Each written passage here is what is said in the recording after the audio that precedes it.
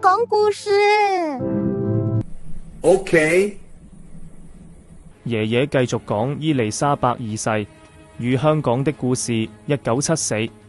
1974年，丹麥女王瑪格麗特二世再度訪英，兩位女王城堡會面。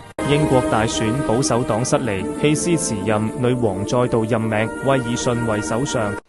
After 10 years, I am honored to be appointed Prime Minister again by Your Majesty. 廣東1974年成立廉政公署，基達爵士為首任廉政專員。ICAC. We must root out corruption at every level. Transparency and accountability are non-negotiable.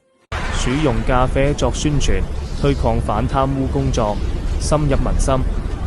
1974年發生的跑馬地紙盒藏屍案轟動一時，死者為16歲少女卞玉英，最後裁定首為歐陽炳強，依例判處死刑，後改判終身監禁。哦，好聽。